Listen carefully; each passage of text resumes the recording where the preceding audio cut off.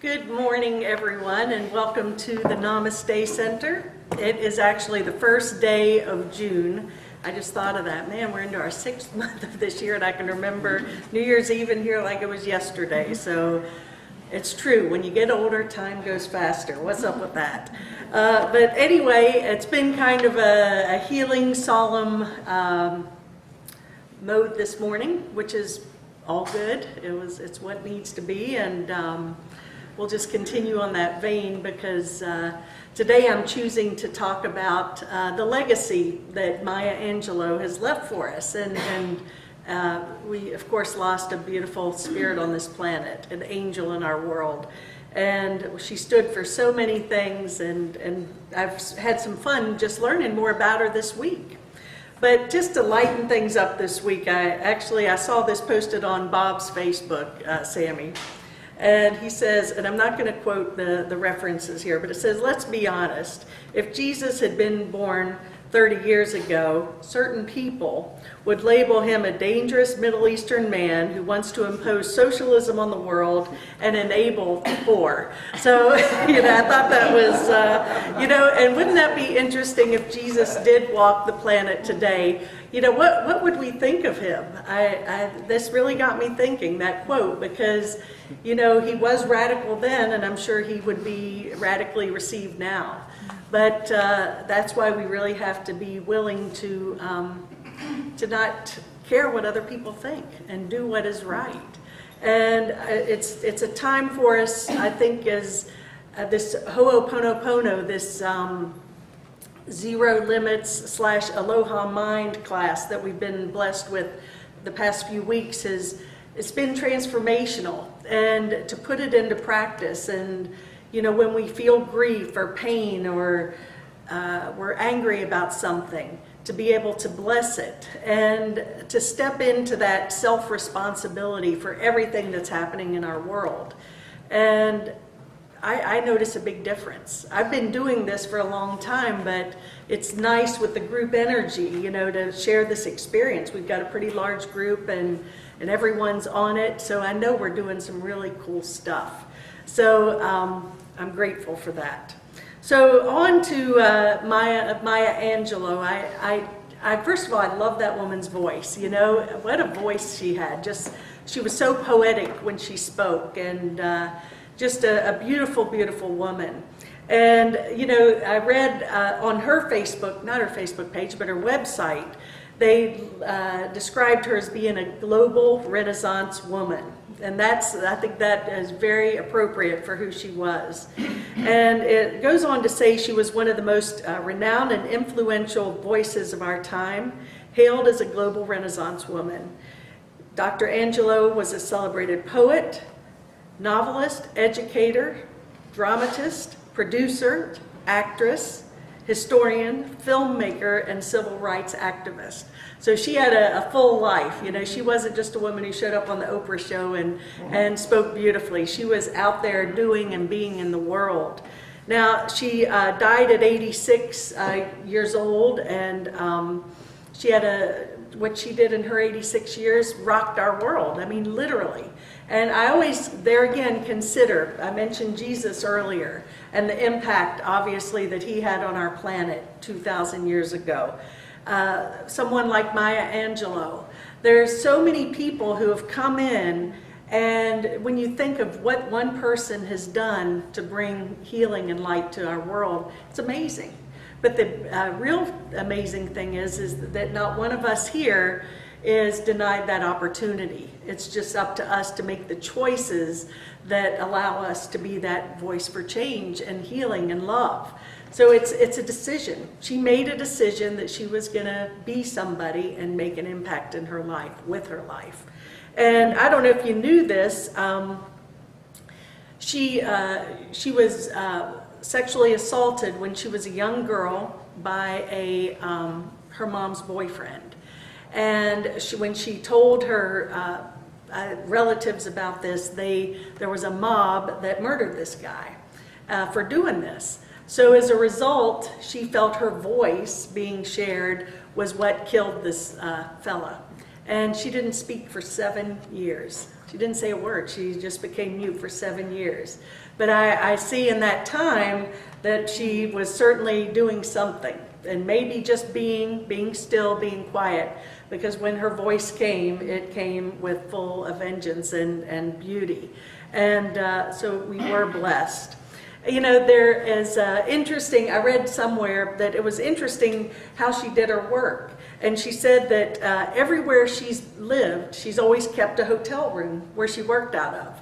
And so she would go in the morning, and for 6 months at a time, she would just have this hotel room to be her office. And she, you know, would pull the blinds, take the paintings and pictures off the wall, and just make it very neutral, because she didn't want to be distracted by anything.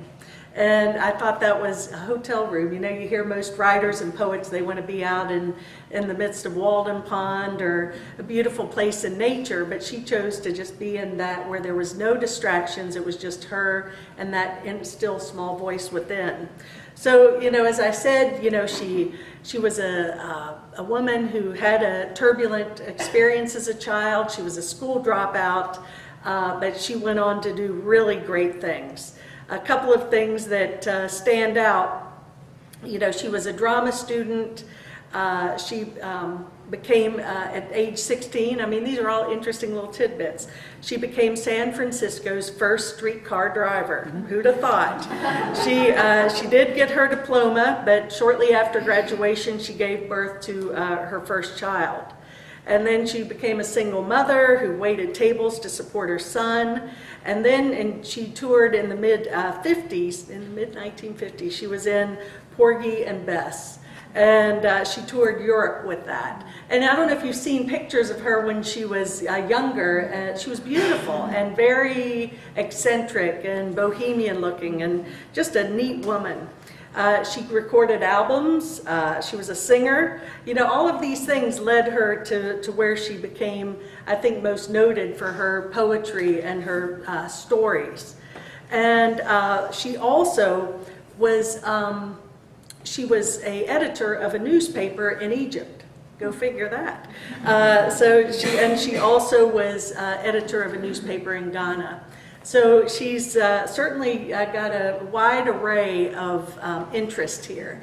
And I really appreciate, too, so much, you know, the old paradigm, I think, is, you know, you're born, you go to school, you graduate from high school, where are you going to college, you try to figure out what you want to do, and then you get the degree in that, and then you hopefully get a job, and you work that job and save your money, and then you retire and live happily ever after. Well, that's not the paradigm that exists really today, even if we're trying to hold on to it. I don't think our world is in that mindset right now. People do have lots of different interests and lots of careers. I think I read somewhere that the average person will have 7 different careers throughout their life. So it's really, she was a trailblazer in this. And we were talking yesterday in our ministerial class, about being willing to let go of the past and being fully present with what is now. In other words, I've said this a few times, my golf is so far removed from my life that it's almost like it was another person who played it. And I still have people like, oh, let's go play. I'm like, nah, don't want to. Really, don't want to. And I might change that. I'm open to that. But, you know, I think that's a lesson for me, and one maybe for us all to consider, is just because we did something well or it was a wonderful part of our past doesn't mean it's serving our greater good right now. And to just be open, surrender, and place our future in God's hands and be led. And I can promise you that adventure is far greater than anything that we could make up for ourselves. But a few of these quotes, I mean, gosh, this woman is just an encyclopedia of quotes. But leadership, she speaks on leadership, and she says, a leader sees greatness in other people. He nor she can be much of a leader if all they see is themselves. And I think that is so powerful. You know, it's so often leaders, it's all about them. And our goal, and my goal here, is to really bring out the best in everybody, because, you are me. When you get the oneness thing, and we really understand that if you're lifted, then we're all lifted by that. And we're not lifted alone. So to empower everybody, she did this so beautifully. She taught people that although, she spoke a lot about, not being trapped by your past. Yeah, we've all had past challenges and reasons to be angry and upset about a situation, but we don't have to stay there. So it's up to us to really be willing to step fully into the moment and say, in this moment, all is well, and I move forward in that power and that strength. This is probably a quote we've all heard a gazillion times, but I think it's so important too. And it goes on to say, I've learned that people will forget what you said, people will forget what you did, but people will never forget how you make them feel. And that is, to me, so important because, again, we teach by demonstrating. It's not necessarily, the language that we're here. I think language was created, the English language, French, Spanish, whatever. This is a means of communication.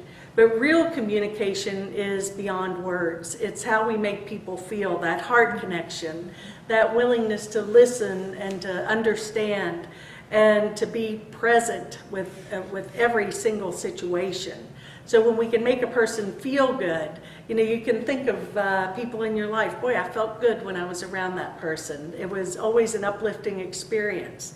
That is so much more powerful than our words and our deeds. And so we're here to, one of my also favorite quotes is what she says about hate. And she says, hate. It has caused a lot of problems in the world, but it has not solved one yet. And I think that, again, I'm preaching to the choir here literally because each and every one of you guys are so loving. And I don't sense any hatred in anyone's hearts here at all. But, there still is prejudice and hate in our world. And it's not about us, again, going out there and judging and condemning those who don't hate the haters, in other words, but rather bless them. And of course, now we've got this beautiful tool, the Ho'oponopono, or any act of forgiveness. So when you see that the haters or those who are maybe not acting in integrity, rather than joining in that energy, take that breath and say, I love you, I bless you. And by that, again, back to oneness, everyone benefits from that gesture because there is no separation. So rather than seeing this world as a big daunting mess and where do you begin, it always starts with me. So every time I choose to love instead of hate, everyone is affected and benefits by that. This is something that we all need to learn, and this one is my number one lesson in this life. If I'm not good to myself, how can I expect anyone else to be good to me? And we have to take care of ourselves. We have to, nurture ourselves, take time to rest, take time to eat well, take time to be mindful in prayer and meditation and support each other. Surround yourself with people and things that make you feel good. It's not about going out to, it's real easy to be in a ministerial position, or every one of you guys are ministers in my mind. I think everyone's a minister who chooses to be one. But it's sometimes we get so much on that roller coaster of wanting to help others that we deplete ourselves. So always remember to come back, to take care of ourselves and build ourselves up. Otherwise, we're really of no service to the world. And that's a lesson that that's a repeating lesson that I always have to remind myself of. But I'm getting better, so I'm grateful for that. I haven't mastered it, but I will say I'm getting better. I'm sleeping more, so that's good. So it's, and I loved her, she didn't hold anything back. Maya was kind of like, the kind of woman I know you could probably sit down and just laugh and cuss with and whatever. And, she says, I love to see a young girl go out and grab the world by the lapels. Life's a bitch. you got to go out and kick ass. And I think that that's so true. It's like, it's, again, this whole spiritual pink paint, holding hands and doing the peace sign, that's all fine and good and wonderful. But, it's sometimes we just have to go out and kick some ass, and do it with love, but with love. I know in our ministry, the Alliance of Divine Love, our tagline is in the highest degree of love. That's our decision. And sometimes we'll get these emails going back and forth, and it'll just be ranting and raving about, and then it'll be in the highest degree of love. And I'm like, okay, well, is that really the case? Is that I don't know. And we had an attorney send out a letter this past week, and I'm sure he was like, in the highest degree of love. I can only imagine. I was thinking, what did he think when we had him send this letter out? But I say that meaning that sometimes it is in the highest degree of love that we have to be firm, take action. But do it with love. Am I doing this to heal, or am I doing this to separate and make wrong? And I will say that even in these ranting emails that have gone back and forth, peace and love was the outcome in that. It really was. So it was in the highest degree of love. This is a quote that I think you heard her say on Oprah a gazillion times, and Oprah says it all the time too. I did then what I knew how to do. Now that I know better, I do better. And it's so true. I mean, we've all made mistakes. I don't think there's who in here has never made a mistake besides Terry? Okay, Julie, yeah, okay. Come on up, Julie. No. But anyway, but we do the best we can. We've all screwed up. I think, again, from a place of forgiveness, are we going to hold ourselves, and we do hold ourselves probably, we're our worst enemy in that respect, but are we willing to let go of holding that ourselves and each other to our past? Can we let go of that and really say that now I know better and I do better? Then I didn't know better, so I didn't do so well. And it's okay, because in truth there are no mistakes, only lessons. So just these simple little practices are all jewels for, I think, awakening and bringing healing to the world. And she goes on to say, we're in this prosperity plus mode. And she says, if you get, give, and if you learn, teach. So again, what we have, I'm willing to share everything I have. And so how can I use my gifts to be of greater service to the world? Some people have the gift of teaching and healing, and some people have monetary blessings, and whatever it is, how can I use these gifts to be of greater service? And just a very simple, probably 1 to 10 line, whatever, quote. And she goes on here that nothing can dim the light that shines within. And that is, so true. Even the darkest person you can imagine that ever walked this planet, that light within them is still there. And it's up to us not to pour more judgment and grief on it, but to help them see for themselves what they can't see. Or help see for them what they can't see for themselves, excuse me. And so there's nothing that can dim that light. There's nothing, as A Course in Miracles and other philosophical and spiritual and religious teachings say, nothing can change God's mind about us. God loves us totally and unconditionally. There's nothing we can do to dim that light, no matter how horrible. Doesn't mean we want to really stay there, but it's good to know that there's still hope for the darkest of the dark. And certainly hope for each and every one of us. When she was in social media, she was on Facebook, and she was a tweeter. I'm not even a tweeter. Who tweets in here? Not me. Anyone tweet? Oh, Brian, I knew you would. You're so cool. Brian's with it, man. I tell you, he's our tweet. So, but I never got the hang of that tweeting thing, but she did.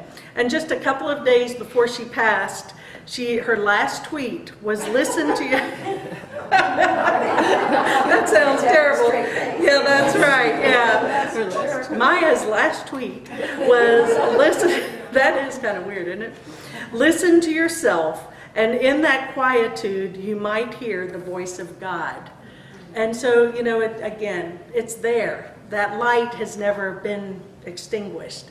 The voice of God is just there waiting for us to be still enough to listen to it. And so I think that, you know, her legacy will continue for generations, forever, because she's already planted the seeds for us to be nurtured from and move forth in. She's really grounded that energy, that feeling of love. And so she is a blessing, and I wanted to honor her here today, because when someone really devotes themselves to doing what she did, I believe they deserve to be to be honored. I love this poem, and I want to read it. And I read it last night out loud, and I'm like, you know, I'm almost like I feel like I don't do it any service, because the way she says it is so beautiful. But I'm going to do my best, and because it's so powerful, and I'll do my best. That's all I'll say. And it's the poem "Still I Rise." Yeah, Sammy, you want to read it? No. It's moving just to, I know. I just heard her do it recently. Yeah, and I'm gonna, okay. You may write me down in history with your bitter, twisted lies. You may tread me in the very dirt, but still, like dust, I'll rise. Does my sassiness upset you? Why are you beset with gloom? 'Cause I walk like I've got oil wells pumping in my living room? Just like moons and like suns, with the certainty of tides, just like hope springing high, still I will arise. Did you want to see me broken, bowed head and lowered eyes, shoulders falling down like teardrops, weakened by my soulful cries? Does my haughtiness offend you? Don't you take it awful hard, 'cause I laugh like I've got gold mines digging in my own backyard. You may shoot me with your words, you may cut me with your eyes, you may kill me with your hatefulness, but still, like air, I'll rise. Does my sexiness upset you? Does it come as a surprise that I dance like I've got diamonds at the meeting of my thighs? I know. Go Maya. Okay, so out of the huts of history's shame I rise. Up from a past that's rooted in pain I rise. I'm a black ocean, leaping and wide. Welling and swelling I bear in the tide. Leaving behind nights of terror and fear I rise. Into a daybreak that's wondrously clear I rise. Bringing gifts that my ancestors gave, I am the dream and the hope of the slave. I rise, I rise, I rise. So it is.